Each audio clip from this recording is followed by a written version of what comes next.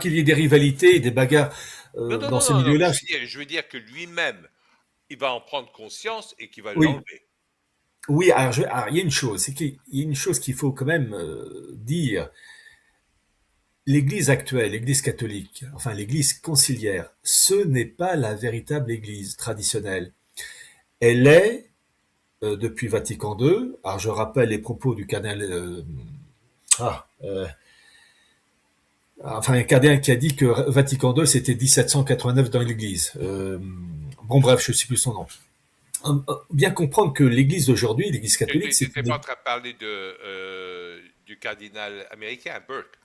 Non, non, non, non, c'est un cardinal.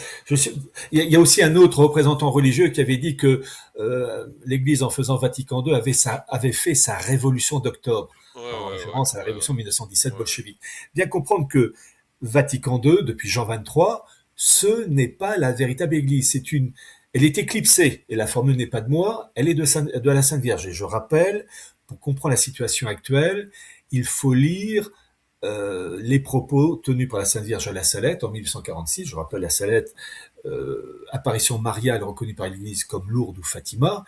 Et la Sainte Vierge, ses propos de 1846 à la Salette sont terribles d'un point de vue spirituel et politique. Mais d'un point de vue spirituel, elle parle de Rome qui perdra la foi. Elle ne dit pas l'Église perdra la foi. L'Église ne peut pas disparaître. Hmm. Mais Rome perdra la foi. C'est-à-dire que les hommes d'Église perdront la foi et sera le siège de l'Antéchrist. Et donc depuis Vatican II, donc l'Église conciliaire, ce n'est pas la véritable Église. Donc même ceux qui se rallient, je pense à Tucker Carlson et bien d'autres qui pourraient se rallier à l'Église actuelle de Léon XIV, ce n'est pas l'Église catholique véritable. Je rappelle que le cardinal Prévost, Léon XIV maintenant, a reçu au début de l'année 2025, a été fait grand croix de l'ordre de Malte. Et Oui, l'ordre oui, de mais Malte, je pense pas, excusez-moi c'est d'interrompre, maçonnique d'esprit. je pense pas que Tucker va aller dans ce sens-là parce qu'il y a une trop grande influence aujourd'hui de Nick Fuentes. Et Nick Fuentes est pas du tout Vatican II, hein. Du tout, du tout. Oui, je me suis intéressé. Oui, en fait, on est dans une zone d'instabilité, de confusion. John, pour ceux qui nous écoutent, en gros, il y a deux choses. Il y a l'Église conciliaire. Elle est, j'utilise le mot vérolée. C'est-à-dire que ces gens-là devront un jour être dégagés. Et à mon avis, sauf miracle, ça se fera pas d'une manière douce. Après, il y a les fidèles. Et là, il y a tous les cas de figure. Ceux qui sont pro-Vatican II à mort, ceux qui sont un mélange de valeurs classiques et de valeurs conciliaires, ceux qui se disent classiques et qui rejettent l'Église conciliaire, c'est des vacantistes, il y a toutes les Mais gammes, il y a les toutes les sapinistes et nuances. tout ça, En etc. fait, on vit une époque de confusion et par définition, la confusion est diabolique. Ouais, ouais, Donc, en fait, c'est pas au cas par cas que je vais dire qu'à telle personne est bonne ou mauvaise. Je vais dire bien sûr. d'abord, l'Église conciliaire, tant que ça n'a pas été détruit, le renouveau véritable ne peut pas se faire. En revanche, et ça j'y crois dur comme fer, le renouveau, il se fera par d'abord la prise de conscience de certaines personnes qui seront des meneurs, peut-être des exemples pour d'autres, et aussi parce qu'on a la certitude que l'Église conciliaire, à un moment donné, elle disparaîtra et que la véritable Église reviendra. On est dans une zone de confusion. Et cette confusion, elle touche les gens de la dissidence qui cherchent désespérément une bouée de sauvetage pour essayer de sortir du Ouais. marasme. Mhm. Et donc, pour le Tucker Carlson, le coup du bracelet, j'avoue que c'est quand même lié à la cabale. Ouais. Et il ne faut jamais oublier que Vatican II et les hommes d'église de Vatican II sont à des degrés divers liés à la cabale et à la maçonnerie.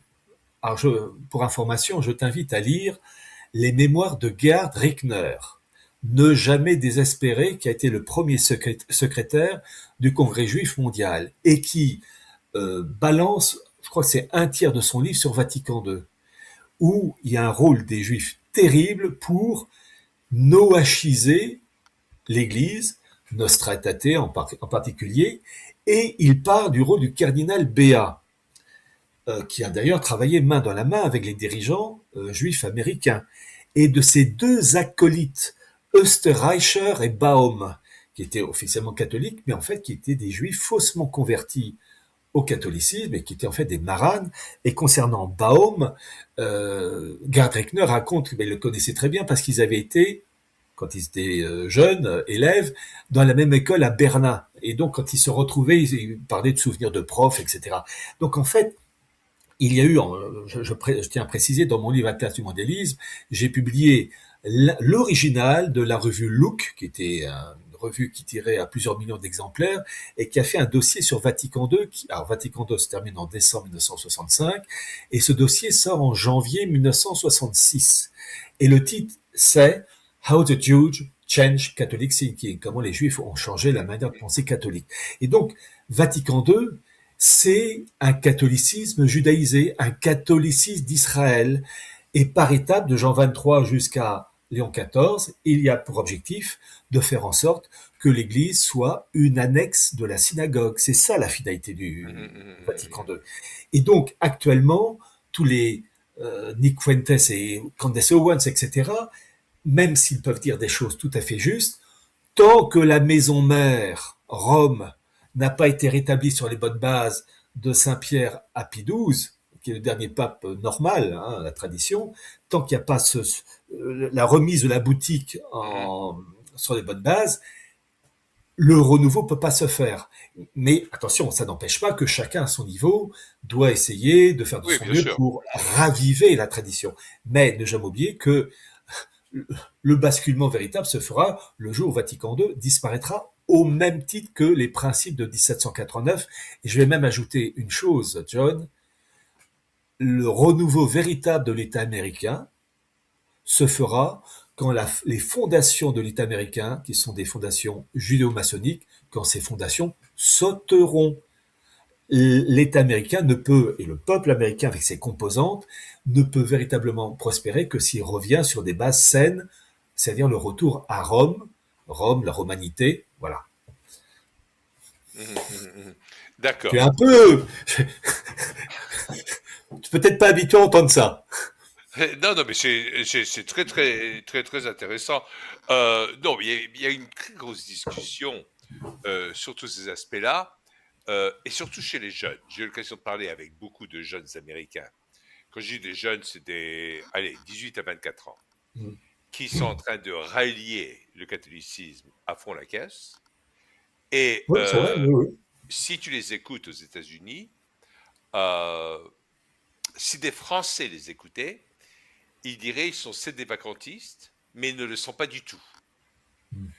Parce que pour eux, ils ne veulent pas être des vacantistes parce qu'ils considèrent qu'ils ont besoin d'avoir un des grands principes catholiques qui est l'obéissance à l'Église. Et même, Voilà. et même Oui. si l'Église n'est peut-être pas la bonne actuellement, même s'ils peuvent être en désaccord, et ils disent de toute façon le pape, aucun pape depuis Vatican II n'a parlé ex cathedra, donc il n'y a pas de dogmes qui sont passés, etc. Mais ils considèrent que c'est sain que de se soumettre